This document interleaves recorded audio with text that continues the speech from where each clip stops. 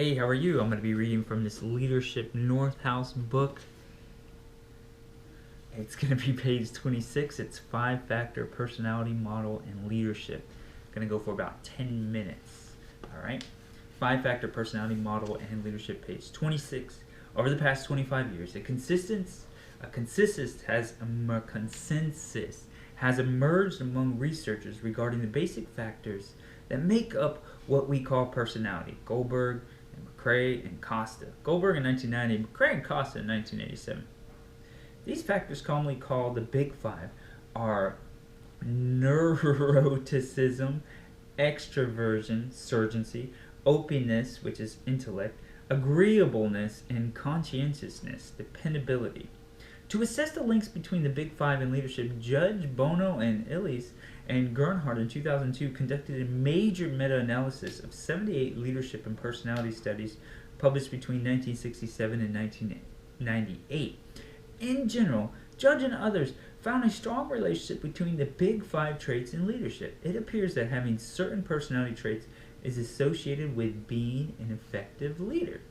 Specifically in their studies, extroversion was the factor most strongly associated with leadership. It is the most important trait of effective leaders. Extroversion was followed in order by conscientiousness, openness, and low neuroticism. The last factor, agreeableness, was found to be only weakly associated with leadership.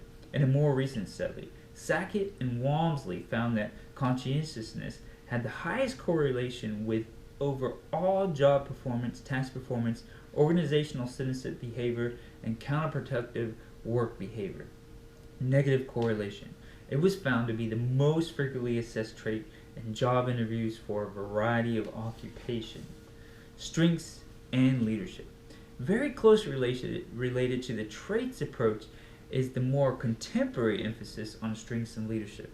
The idea behind strengths and leadership is that everyone has talents in which they excel or thrive, and leaders are able to recognize and capitalize on not only their own strengths but those of their followers as well. A strength is defined as an attribute or quality of an individual that accounts for successful performance.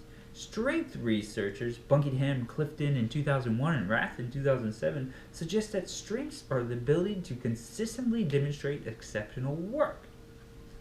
The seminal research, Seminole, not the Indian, seminal research in this area has been undertaken by the Gallup organization, which has spent more than 40 years identifying and assessing individual strengths or themes of human talent and designing and publishing the Strengths Finder profile, now called Clifton Strength Assessments, an online assessment of people's talents and potential strengths. Talents are similar to personal traits. They are relatively stable, fixed characteristics that are not easily changed.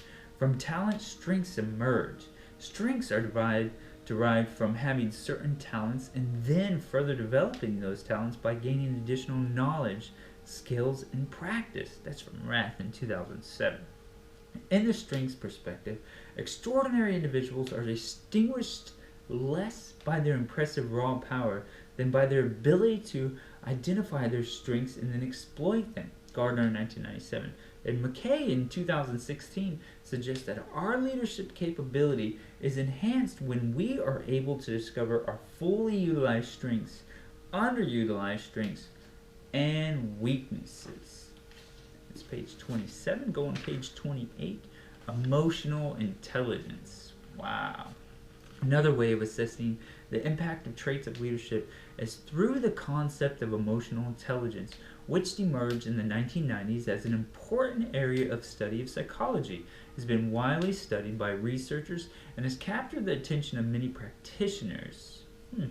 As the two words suggest, emotional intelligence has to do with our emotions, affective domain, and thinking, cognitive domain, and the interplay between the two. Whereas intelligence is concerned with our ability to learn information and apply it to life tasks.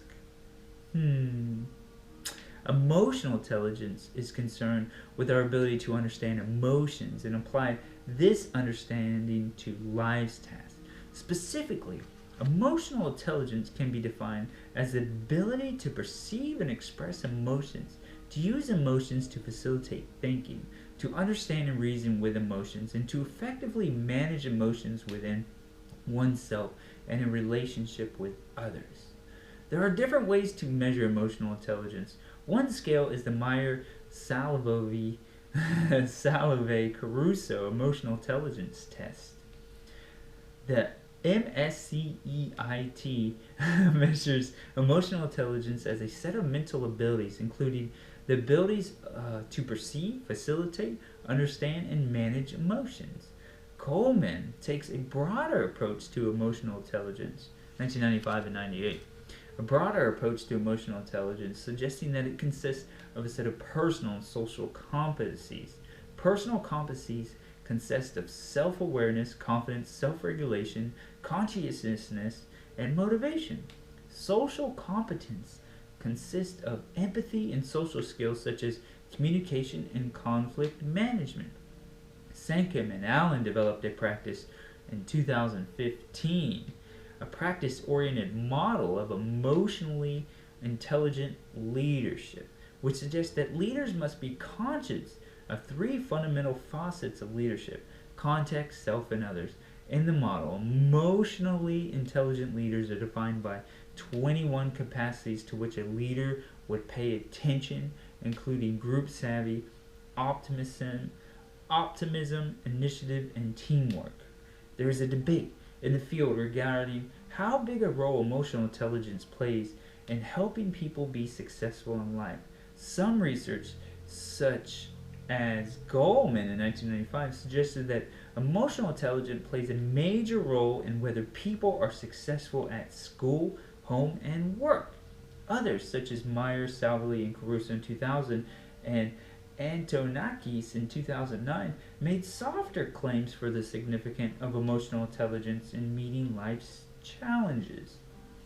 As a leadership ability or trait, emotional intelligence appears to be an important construct. The underlying premise suggested by this framework is that people who are more sensitive to the emotions and the impact of their emotions on others will be leaders who are more effective.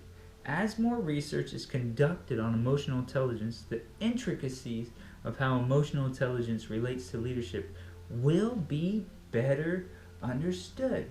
Cool, finishing on page 29. That just finished up on emotional intelligence. See ya!